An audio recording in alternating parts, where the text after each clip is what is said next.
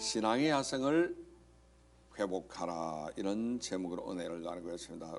로마서 1장 8절로 17절에 있는 말씀을 내겠습니다. 기독교 미래학자 중에 최훈식 박사라고 있습니다. 이분이 쓴 책을 한국교회 미래의 지도란 책을 내가 일리고 나누신 것을 사서 사실 봤는데, 한국교회는 세 가지 위기가 있대요. 인구 위기가 있고, 재정 위기가 있고, 문화적인 위기가 있다는 거예요. 인구 위기는 사람이 자꾸 줄어듭니다.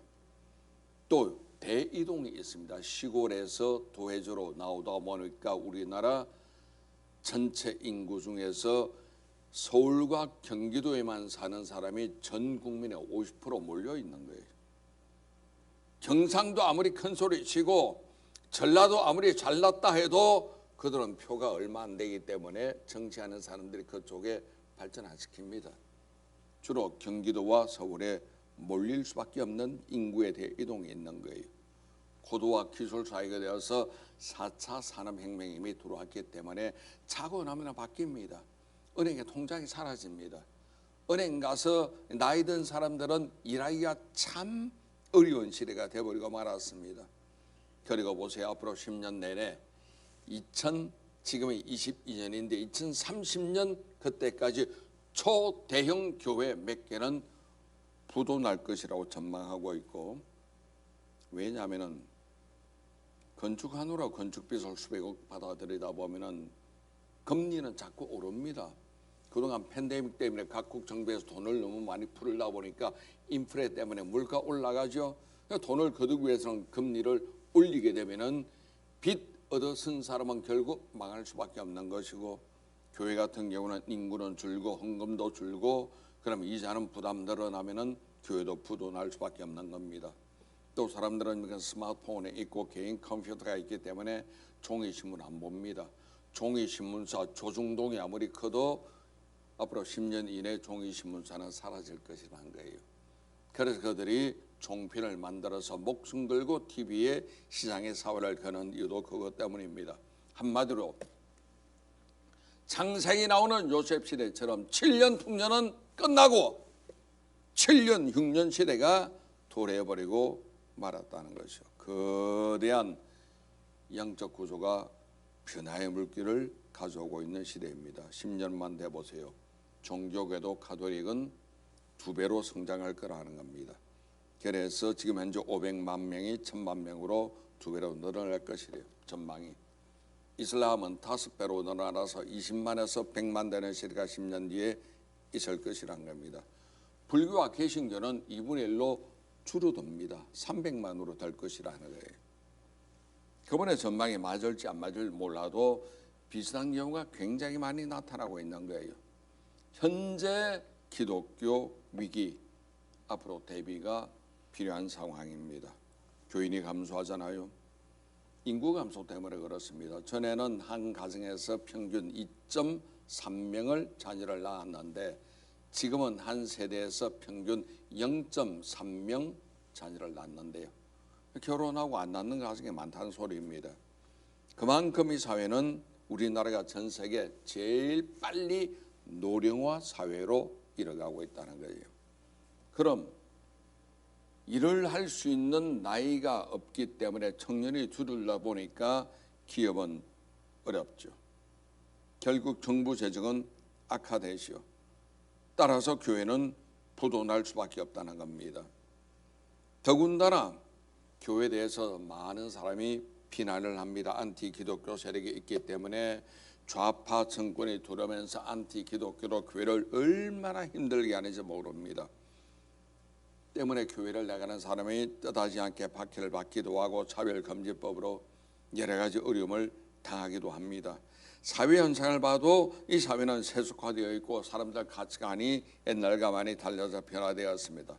윤리의식이 부재되어 있고 성소수자 문제 때문에 교회는 말 잘못하면 범법자가 될 수밖에 없는 이러한 입장입니다. 이럴 때 우리는 어떻게 살아야 하며 어떻게 믿어야 할까요? 첫째, 신앙의 야성을 회복하는 것이 우리에게는 정말 시급하다, 아니할 수가 없는 겁니다. 신학교의 신학교육도 신앙만 공부하는 것이 아니라 성경을 중심으로 공부해야 합니다. 또 주의 종들도 보면 목회적 훈련이 있어야 합니다. 신앙과 생활이 일치되도록 해야 됩니다. 성도들도 성경적 가치관으로 무장해야 됩니다. 어느 것이 주님의 뜻이고 어느 것이 성경에 있는 것이고 어느 것이 하나님이 기뻐하신다는 이 가치관을 우리가 제대로 갖도록 하지 않으면 안 됩니다. 성경으로는 초대교회를 생각하십시오. 사도행전의 교회 역사를 여러분 기억하시기를 바랍니다. 사도 바울의 선교 여정 1차, 2차, 3차의 선교 여정을 우리는 알아야 합니다. 지금 우리가 성령운동 하죠, 찬양도 하죠, 제자훈련 하죠. 이것이 잘못되면 변질된 신앙으로 나갈 수가 있기 때문에 모든 것 기준은 성경으로 돌아오는 것 참으로 중요합니다. 진정한 신앙의 야성은 개척정신이시오. 예수님을 구주로 믿자 말자 나가서 복음을 증거하는 것 참으로 중요합니다. 제일 처음에 예수를 구주로 믿게 되면 제일 먼저 알기는 성령부터 받아야 되는 거예요. 방언하고 영언하고 성령 충만 받아서 그래야 나가서 복음을 증거할 수가 있는 겁니다. 그리고 우리는 단호하게 탐욕을 거부해야 합니다. 부정적인 뇌물을 우리는 받지 말아야 되고 거부해야 되는 것입니다. 그리고 우리가 살아가는 모든 관심은 코람데오 정신, 하나님 앞에 살자는 거예요. 하나님이 안 보신다, 하나님이 주무신다, 하나님이 이거 모르실 거예요. 아니요, 하나님 앞에서 코람데오의 마음을 갖는 것이 참으로 중요합니다. 그리고 우리가 사는 것은 오직 믿음으로 말미암아 살리라. 오늘 본문에 나오죠. 찬양도 했죠. 믿음으로 말미암아 살리라. 말미암아가 빠지면은 국어 문법상 굉장히 곁길로 나갑니다. 믿음으로 산다고 하면 내 믿음, 어머니 믿음, 아버지 믿음, 이것으로 내가 충분히 살 수 있다는 소리인데, 말미암아 이거는 믿음의 힘으로, 믿음의 능력으로, 믿음이 아니면 살지 못한다는 소리입니다. 그래서 믿음으로 살리라 이거와 믿음으로 말미암아 살리라는 국어 문법적으로 볼 때 엄청난 차이가 있을 수밖에 없는 거예요. 우리는 믿음으로 말미암아 사는 거예요. 믿음의 힘으로 살고 믿음의 능력으로 살고 믿음 때문에 하나님의 사랑을 받는다는 거 기억하시기 바랍니다. 우리의 믿음은 어떤 믿음입니까? 오직 예수 그리스도만이 나의 구주가 되시고 하나님의 아들 되시고 그 주님 안에서 내가 성삼위일체 신앙을 온전히 갖는 것, 이것이 중요한 거예요. 가끔 가다가 내가 이야기를 합니다만 하와이 개척 시절에 가기 전에 저는 6개월 동안 공동묘에서 매일 밤마다 뒤집어 쓰고 모포 뒤집어 쓰고 겨울이지만 하나님께 기도하고 갔었습니다. 하나님이 그 길을 열어주셔서 하와이 가서 무난히 교회 개척했죠. 박사학위 과정을 공부했죠. 우리나라 생기기 전에 기독교 TV를 하와이에서 먼저 출발해서 하와이에서 복음을 전하고 기독교 TV를 했죠. 그러다 보니까 하나님께서 복을 주셔서 미국이 2차 대전 성전 50주년 기념식을 하는 1년 동안 하는 행사에 한국인 김 목사가 총 집행위원장 역할을 하기로 했죠. 하와이주 주지사 취임식 때면은 김 목사가 가서 그를 축복 기도하고 취임식을 진행하도록 했죠. 그뿐만 아닙니다. 하와이에서 제일 먼저 생기고 제일 큰 교회가 그리스도인학 감리교회입니다. 우리나라에서 1호로 생긴 130년 된 감리교회가 있습니다. 그 교회 건축 때문에 교회가 내분이 생기고 문제가 생겼을 때 저래서는 안 되지. 저 교회는 감리교회지만 감리교회만의 교회가 아니고 한국교회, 어머니교회, 모교회 아니냐. 저 교회 살려야 된다는 생각 때문에 우리 교회 순복음 호놀루루 교회를 건축을 위해서 모아놨던 돈 30만 불을 몽땅 줬습니다.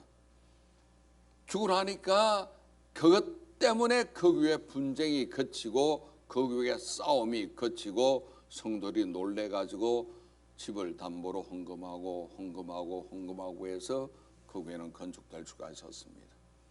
나중에 하나님께서 우리 교회는 따로 복을 주시더라고.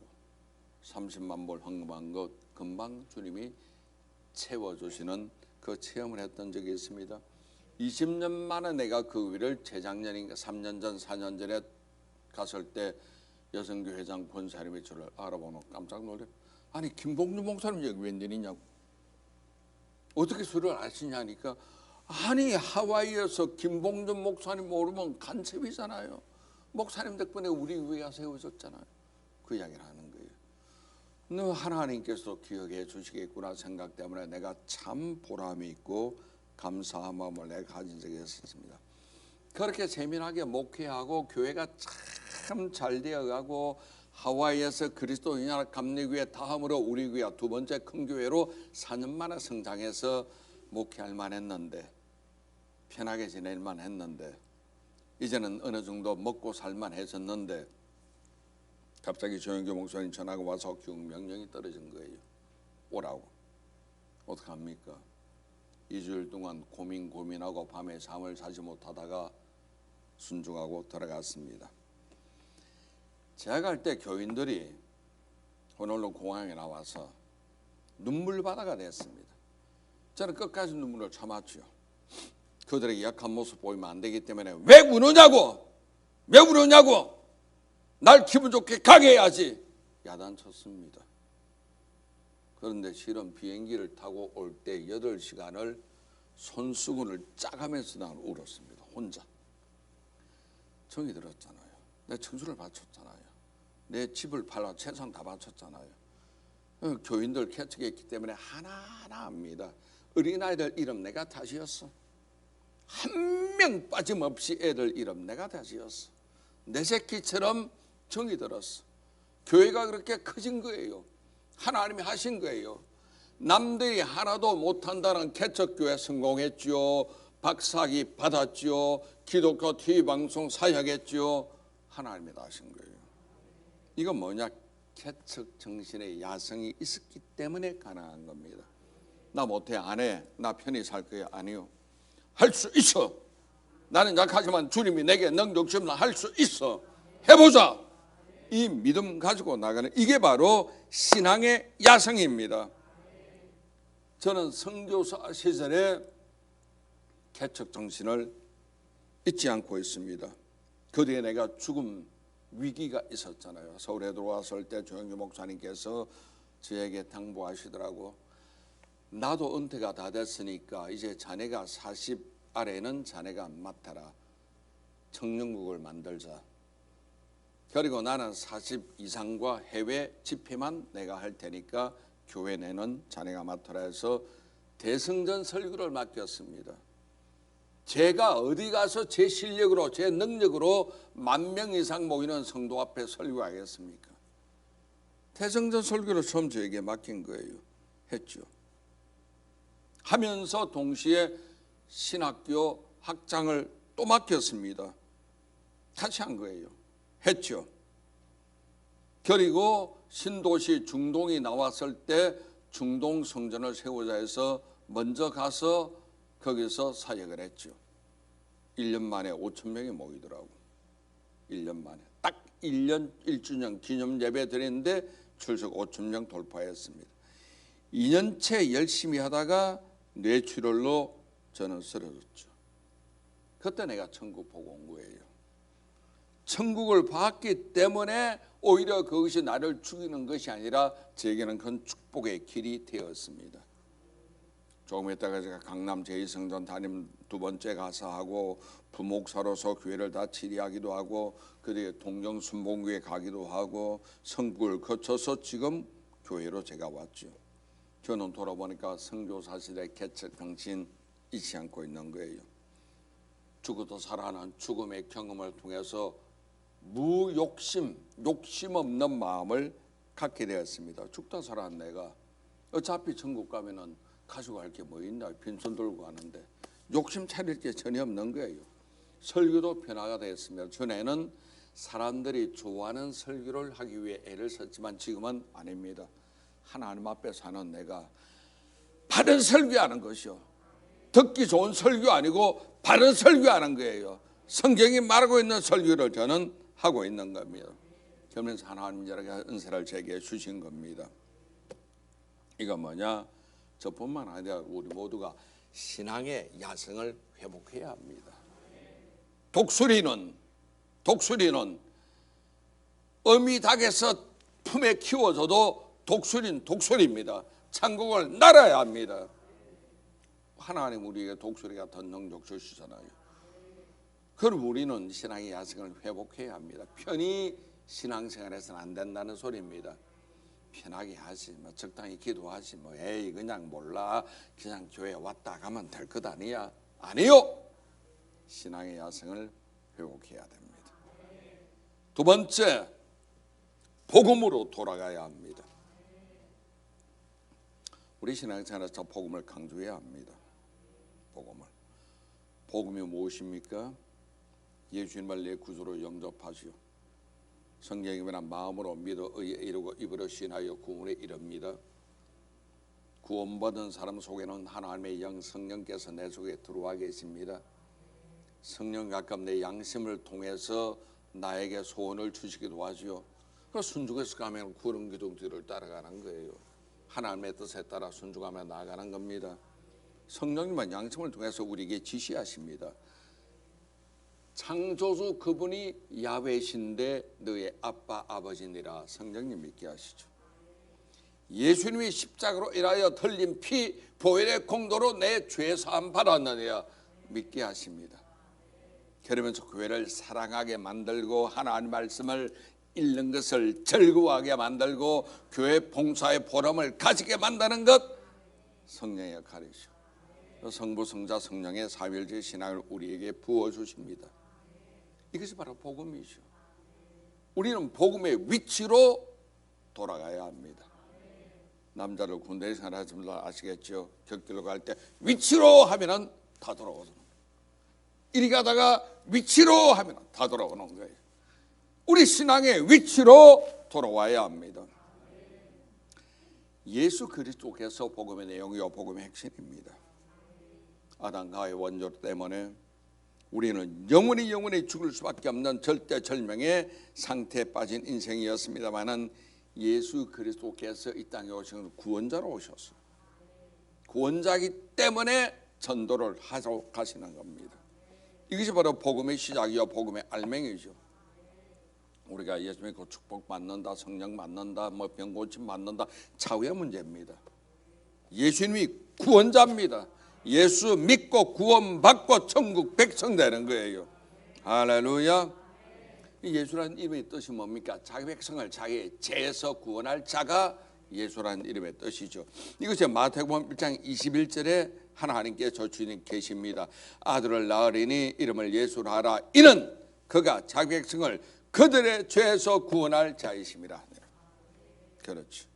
오늘 본문에 나온 로마서는 사도 바울이 로마 교회에 보낸 편지인데 로마서 쓰기 전에 로마 교회는 20년 전에 이미 만들어져 있었거든요.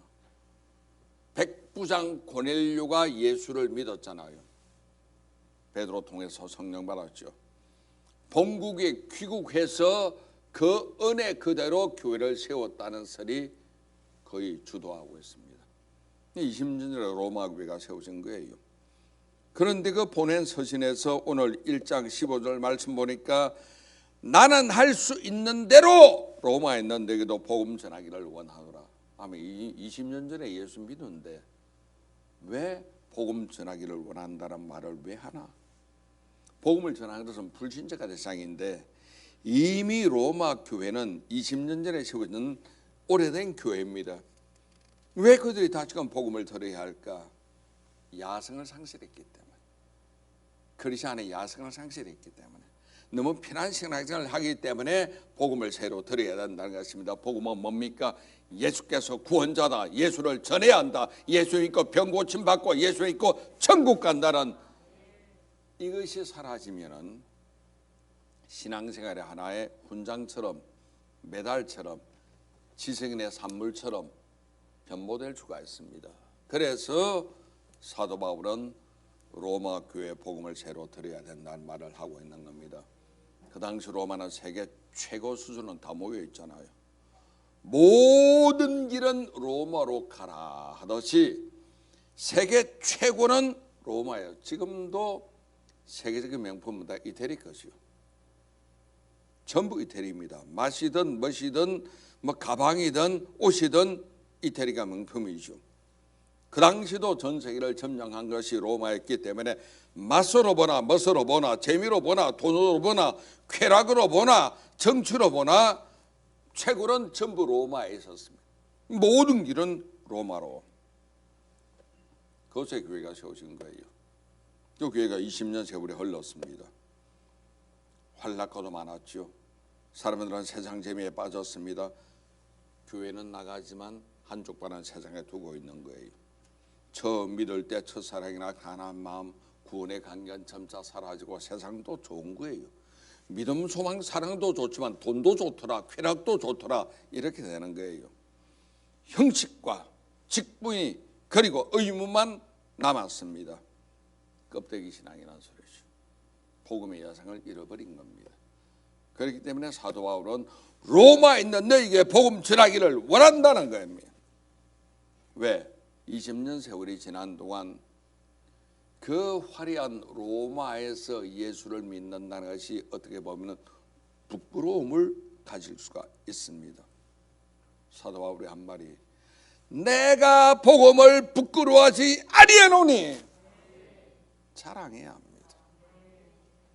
구원의 간격, 하나님을 만난 첫사랑에 대한 그 감격 자랑해야 돼요. 나를 구원시켜 주신 하나님의 사랑에 대해서 우리는 감사해야 합니다. 사랑받은 하나님의 자녀로서 기뻐해야 합니다. 이 감사와 기쁨을 한데 묶어야 첫사랑이 나옵니다. 처음에 순수함, 처음 신앙의 열심, 처음 신앙의 감격, 감사, 눈물, 기쁨, 이것이 회복돼야 합니다. 이것이 바로 신앙의 야성이죠. 사도 바울의 로마서 쓸 때 걱정이 있습니다. 20년 세월이 지난 동안에 오래 믿는 그들이 이제는 신앙이 계산하거든요. 계산하는 신앙은 믿음이 아닙니다. 내가 이 봉사하다가 남들이 나를 욕하지 않을까? 내 이 헌금하는데 안 믿는 사람이나 믿음 없는 사람이 날 비난하지 않을까? 계산하는 신앙은 믿음이 아닙니다. 무조건적으로 하나님을 사랑해야죠. 무조건적으로 하나님께 헌신해야죠. 계산하는 신앙은 신앙이 아닙니다. 그래서 11절 보시고 내가 너희 보기를 간절히 원하는 것은 어떤 신령한 은사를 내게 나눠주어 왜 줍니까? 너희를 견고케 하려 합니다. 신앙이 흔들리고 있거든. 견고하지 못합니다. 견고하지 못하면 쓰러집니다. 막이 밥이 됩니다. 천국 못 갑니다. 너희를 견고하게 하려 합니다. 그것 때문에 사도 바울이 로마에 가고 싶어 했던 거예요.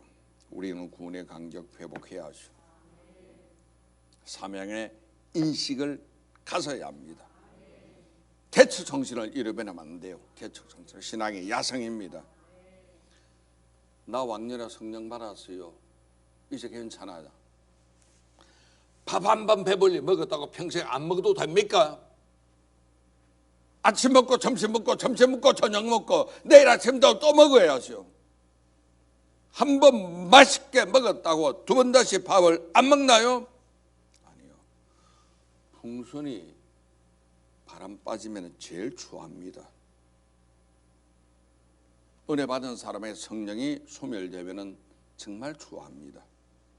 우리는 신앙의 야성을 회복해야 합니다.